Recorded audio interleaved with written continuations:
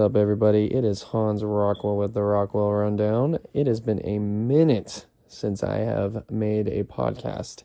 Now, it's just me today. I will not be recording myself with video, and my brother Mateo will not be here, and we will not have a guest as well. So it's just me today. It'll probably be a pretty short episode compared to our usual ones, but that's because I feel bad. I need to get an episode to you guys. It's been a long time, and I finally have some time, at least for today, where I can try and get one out to you guys. So I appreciate everybody who has been encouraging about the podcast and telling us that they listen and all those kinds of things. It's really cool. I'll take this time to mention my sponsors. First sponsor is Homegrown Athletics. If you guys need good wrist wraps, hip bands, and stuff like that, you guys need to hit up Homegrown Athletics on Amazon. He sells his products there. I know the guy personally. He is a great dude. Somebody you're definitely going to want to support because this guy really actually does care about the product. He's not just trying to mass produce this stuff. He's actually making quality stuff. I use it when I'm doing my deadlifts and stuff. It is very comfortable wrist wraps, the best wrist wraps I've ever worn. And they actually look cool too, it's just not a generic looking wrist wrap. It's a great design, good feel, and is very functional. So look that guy up. He's going to be trying to get other products out there at some point, but for now, I believe it's just the wrist wraps and hip bands, which if you're trying to see videos on the hip band stuff, I posted on my Instagram, Rockwell_grappling. If you guys want to go check it out there, just scroll through my reels and you'll eventually find it. My next sponsor is Equip Protein, the best beef isolate protein on the market. Now, this company recently reached out to me a couple months ago and wanted me to try their protein, and I've been using it for a couple months now, and holy moly, I love it. It's really good. It tastes good. I had the cinnamon roll one, and I just recently started lifting pretty heavy again. I neglect lifting during the wrestling season because I'm just so focused on wrestling, but I started lifting again recently and taking the protein every day, and I am stronger than I've ever been, especially in deadlifts. And it could very well be because of this protein. I'm getting something that doesn't upset my stomach. My stomach usually gets pretty upset when I have whey protein, and I always kind of thought that it was because it was whey protein, maybe I have a hard time digesting it. But this beef isolate one never messes with my stomach. It's kind of crazy. And if you're looking for an easy way to mix it in, maybe you don't like protein, throw a scoop into your coffee in the morning, and it kind of works as a creamer. And then also I mix it with Greek yogurt and stuff like that, and that's really easy way to add protein to your stuff. So Equip beef isolate. Also use my discount code Rockwell Grappling, all uppercase and one word. Use that code. If you need to find the actual link, you can also go to my Instagram, look at my links in my bio, you'll see it there. And right next to that link, you will see my other sponsorship, Flow Space Mats. Guys, these mats are sick. They're a little pricey. I think they're $600 right now, but if you use my discount code, Rockwell Grappling as well, all uppercase, one word, you will get a better price. And I'm telling you, it is worth it. This thing is freaking sweet. I've always had issues with finding warm-up areas, especially at jiu-jitsu tournaments, but even at wrestling tournaments growing up, never having a spot to warm up. And I wish that this thing existed when I was out there because it is amazing. The Flow Space Mat is a portable, inflatable, wrestling jiu-jitsu mat. It's really, really nice. I enjoy it a lot. So yeah, use my discount code. The link is in my bio. You guys definitely need to get your hands on that. It's really cool and super easy to inflate and fold up. It's kind of like an air mattress, but a lot better and really cool. It's functional. I've drilled on it. I have technique videos on it. So if you're iffy on it, go look at my Instagram. I'm going to always direct you there. It's got I've got video proof of big dudes landing on it and not having any issues. So yeah, Flow Space Mats, go check them out. Use my link in my bio to try and make a purchase, or my discount code Rockwell Grappling. So while I am now done with all my sponsorship shout outs, sorry. I'll let you know that I am recording this on my phone right now. I don't have any special mics, so bear with me on the quality of the voice or audio. But just understand that, there's a lot going on in the world. Okay? There is a lot going on in the stuff that we talk about on this podcast. There's a lot going on in my life, and I just want to keep you guys in the loop. But we will definitely be discussing certain things, just not all of the usual stuff. This is me just kind of like giving a little bit of a rant. And I wish I had somebody to talk to. I've never done anything solo like this, especially for this long, extended period of time. But hopefully I don't run out of things to talk about. First things first, UFC is finally back. Paramount Plus, pretty cool. I'm really enjoying it so far, but what really sucks is that the last two events that they've held, I was at wrestling tournaments, and I did not get to watch either one. We were at wrestling tournaments very late, which if you're at a wrestling tournament for a long time, that's usually a good thing. It means that your kids are still wrestling, and that means they're doing well. But it also sucks because it's very late, because they were pretty big tournaments for the most part. Our girls team did really well last Saturday at our Hepner tournament, and they won it, actually, which was really cool. And then the one in Hood River, we didn't do very well, but that was competing against a lot of 5A and 6A schools. But it was really good competition for us right before we get into our districts, because we have one more tournament, a bye week, and then we have districts for the girls, so that's pretty cool. But anyways, back to the UFC stuff. Paramount Plus, leave some comments and let me know what you guys think, but I really like it. And if you hear anything in the background, on a side note, it is my family in the background. I am trying to get this episode out while folding laundry. So if you hear kids in the background, don't mind it. Sorry. But I'm a busy man, and I want to be around my family and not take too much time away from them.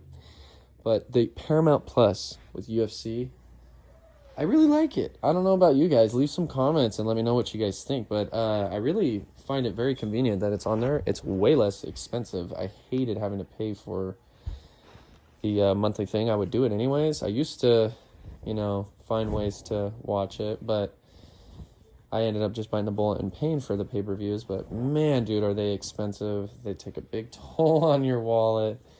Paramount Plus is nice. Now, the commercials I have yet to experience, but I see a lot of comments of people talking about that stuff. I want to see the rounds, the in-between coaching. I could care less about the walkouts for the most part, just because unless it's like the main event and the co-main event, I don't really care to see the walkouts that much, because there's not really any information that I need. Kind of just want to get to the point. I'm there for the fight and all the stuff surrounding the fight, not so much the walkouts. But I did rewatch some of the fights, not all of them. This last Saturday, Volk versus Diego was pretty cool, and I kind of saw that coming. I had a feeling that Volk was just going to kind of show levels this time, because he is always getting better. It's kind of crazy, because it feels like he's just never going to be gone from the UFC. He's like that good.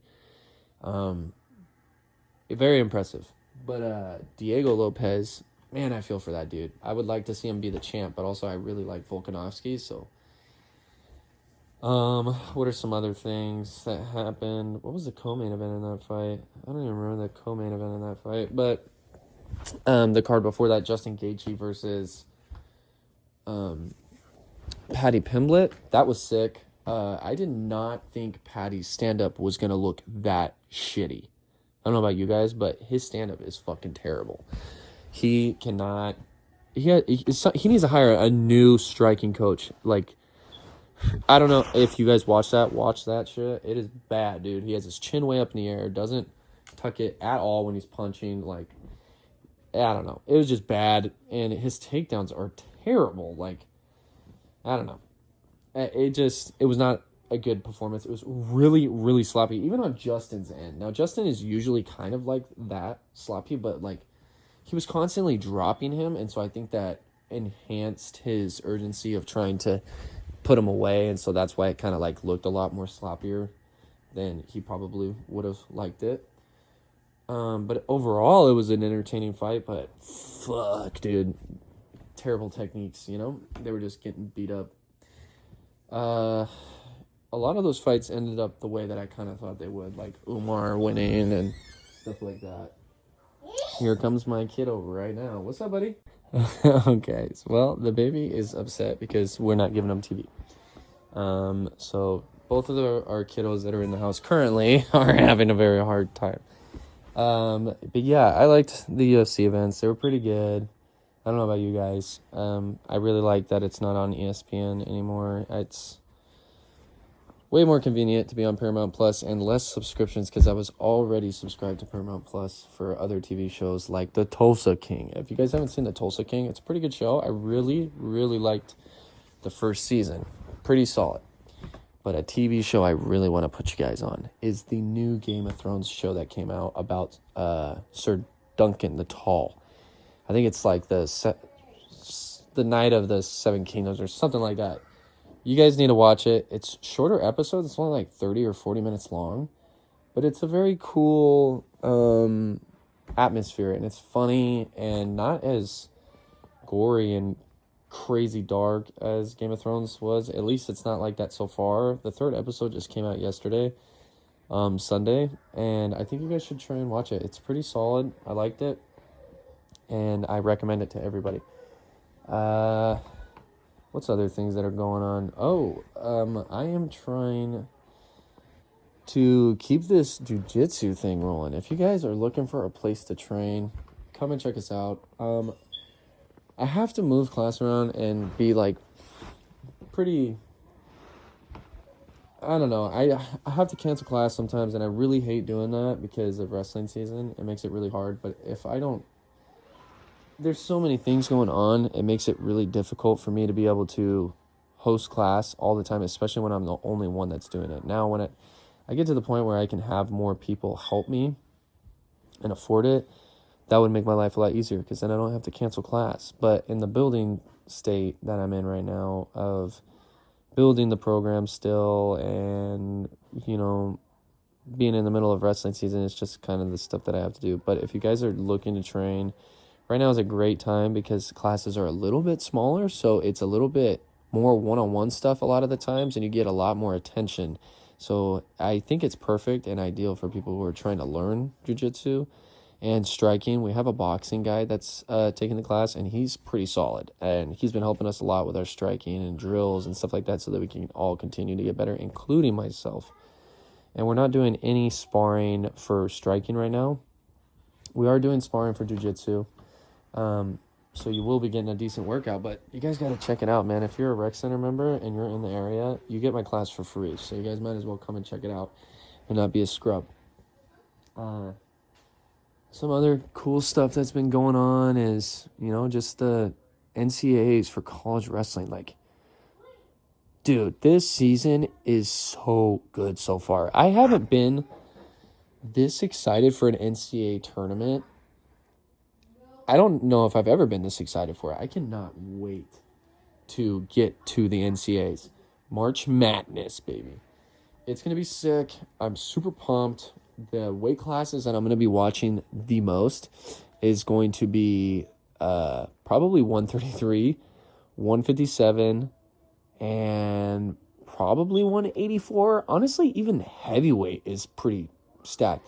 It's like kind of crazy. 133 is probably the most insane, especially if Aaron Seidel and Jax Forrest end up competing. That's going to be a crazy weight class. That's the deepest I've ever seen a weight class, in my opinion. And what's insane is Oklahoma State's got a national champion at 133, and he's not even wrestling right now. Richard Figueroa isn't even wrestling. Now, honestly, I feel for that guy. That kind of sucks, you know, being the guy that was literally the national champ, and now you're not even the starter on your team. that sucks. And because he's still really good, he's just, I don't know, he's just not the guy anymore. And that has got to be frustrating. I can't even imagine that. But that's life, It's just how it is. Just got to figure shit out. But I think Oklahoma State and Ohio State. Holy crap. Ohio State is so good right now. And they've got a 33-pounder that is freaking cracked. He's going to be the guy. Ben DeVino. He's going to be a guy that... The thing is I want to say he'll make the finals, but I honestly don't know if he will or not. Like, I don't know. It's just a crazy thing. But I think probably my favorite wrestlers right now in Division 1 right now are probably... PJ Duke is one, but man, dude, me and my brother were talking about this recently. He is kind of a dirty wrestler sometimes. Like, I don't know if it's just us that notice it, but he, like, does a lot of stuff that's not okay. He kind of, like, hurts or, like, gosh, who was he wrestling? He was wrestling somebody, and he did, if I remember right, he, like, ended the dude's season in the match. Like, kind of purposely injuring him, and that sucks. I like hard competition, like competing hard and all that kind of stuff, but when you're, like, purposely trying to end dudes and put them out, I'm not okay with that. That's fucked up. I don't care what anybody says, and I don't care how good you are. You can be super shitty in trying to do that, and I'll still think the same of you. I think you're kind of scumbaggish for doing that stuff. So maybe that's a hot take, but I really like watching PJ Duke. But if he's, like, purposely trying to hurt people, kind of a scumbag for that. Because he was my favorite wrestler, and then I started seeing all that shit, potentially dangerous. I heard he's been called for potential dangerous, like, a lot. And if you watch some of those situations, it's like positions where he's kind of like, he's in control and he knows what he's doing. He's been wrestling for a million years, and I don't know. I just don't want to see people, like, get hurt like that. I know it's a part of the sport and competition and whatnot, but when you're purposely putting people in positions where you can, like, permanently fuck them up or at least ruin their season, you're kind of a douche for that. Hot take, sue me, I don't know. But what's another one that's going on right now? Some of my other favorite wrestlers, I like Max McAnally a lot. He's really fun to watch. Well, maybe not fun to watch, but he's not even my pick. My pick is Aiden Sinclair. I like that guy a lot. He's pretty sick. And he's a tough redshirt freshman, and I don't know. I just like some of these freshmen. There's so many freshmen and sophomores that are coming in that are just fucking animals, dude. Hard wrestling, really tough. It's pretty cool to see all that, because that just means the NCAA tournament's going to be more fun. That's really all I care about. Please, entertain me, Entertain me, keep me happy. That's all I care about. And if it sounds like throughout this, if I'm getting further away from the mic, it's because I am. I'm not, like, super far, but I'm moving back and forth. Because I'm folding clothes. So bear with me on that. Let's change it up a little bit. Let's talk about coaching, man. Wow. Coaching is interesting. Coaching high school kids. It's been since, like, the beginning of the season that I've last spoke to you guys. And this is, I believe, my 6th or 7th, man, I don't even know. I want to say it's my 6th year of coaching. And I'm the head women's coach for our team, but we're, like, our programs are always together. And so I'm also, like, kind of like the boys' assistant in a sense with my dad. But we all run it together and then just go to our own tournaments because we share a practice room, which I love. And then that way everybody has partners. It's kind of cool. I like it. I feel like we're one of the few programs that are doing that. I like working together. Kind of helps us, I think. But coaching is tough, man. Coaching is draining sometimes, but man, is it fulfilling.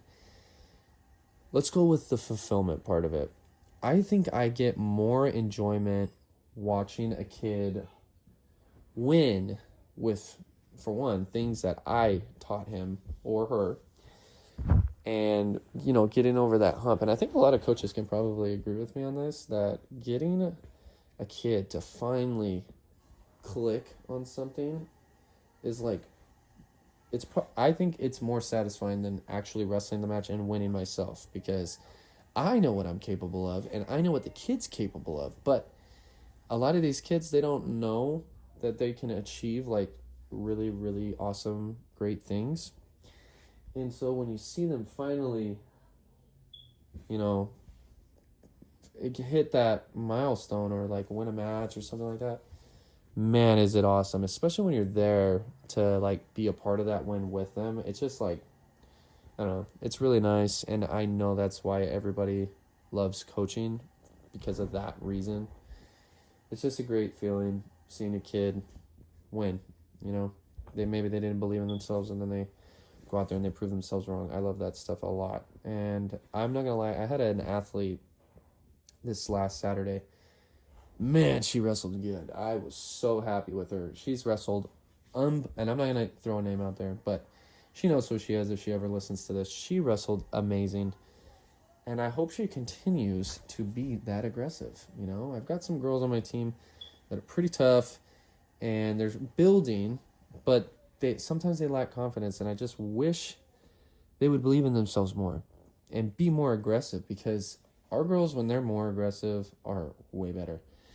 And they need to keep that. When I was wrestling, I had a really hard time being super aggressive because I was always so scared to lose, because I didn't lose for like a long time. And that kind of affected the way that I wrestled. And I don't want them to have that same fear. I want them to not be scared to go out there and try something and fail at it and keep failing at it until they succeed at that thing. And that goes for, trying to be offensive in wrestling. And I'm trying to instill that, and it's really funny because I wish I could have instilled that into myself, but, it's not always how the cookie crumbles. It's easier said than done. But our girls, man, they're getting better. They just need to continue to pay attention and wrestle hard. But to get back to the topic, it's very satisfying seeing them do well. I like it. And I have goals that require them doing well. But my main goal is to just make sure that these kids are doing better in life because of wrestling. I want to get them to understand that through great effort, amazing things can happen. But it takes a lot of effort, a lot of discipline. And that's just what I try to instill. Another thing that they don't tell you about coaching is the freaking strain it puts on a family. If you've got a family and you're a coach, you know exactly what I'm talking about. It is really, really time consuming. And that's what I'm mainly talking about. Sometimes you come home and you're a little stressed because maybe a tournament or a practice, or you're dealing with a kid or something, like it could be anything. And you have to come home and sometimes bring that with you. And you don't want to bring work home with you, but it's hard because these kids, you're like almost you're like a really big part of their lives. And when they're not listening to you and those kinds of things, it makes it tough, mentally. And on top of that, you're like spending way less time with your family. And a lot of these people don't get that, especially like on the outside that aren't even like a part of wrestling. And they want to, cast judgment on you and stuff like that. And it's like, dude, you don't even understand how much time I spend with other people's kids. I've got 3 boys, and I spend way less time with them right now than I do than the average person, by like a lot. And it's because I'm trying to help a bunch of other people's kids with wrestling. Now, my kids are going to be doing wrestling, and so they get to see a part of that and benefit from it because I'm the coach and whatnot. But my wife doesn't get to see me as much, and when my kids are not doing kids club practice, they're home and I'm not there, and that part sucks, especially on Saturdays. I have like no weekends to myself, and it's tough, and that's not me complaining to the point where I want it to change, because I'm doing exactly what I love, coaching and helping kids, especially in wrestling. That's my favorite thing in the entire world to do. But it's also really hard, and I wish people would, kind of understand that and respect that more. I don't really see that people are being disrespectful in that sense, but if you've been, maybe you've disregarded other coaches and stuff like that. Maybe you're an athlete or, those kinds of things. You just got to keep things in perspective and look at things on both sides, Staying away from the family is tough. Right now I'm filming this and recording the this, family and life I can hear my and kids coaching calling is for me, very so. difficult. I'm grabbing hangers right now. The balance. People want to talk about the balance, and I know a lot of coaches, if you guys are listening to this, you guys know exactly what I'm talking about. Balancing the family life while being a coach is incredibly difficult, especially because you're having to keep, morale up on the team. Like, maybe you guys didn't do so well or things like that. It's tough, man, especially when your morale isn't there. Like, you're having a hard time, and you got to put it together for these kids and your family at home. And sometimes it comes out in a way that you don't want it to. Sometimes you neglect in areas that you don't want to neglect, and people don't talk about that kind of stuff, My dad was a coach growing up. He was my wrestling coach growing up. And there was a lot of days where I didn't see him because he was off with other people's kids. And now I'm in that same boat.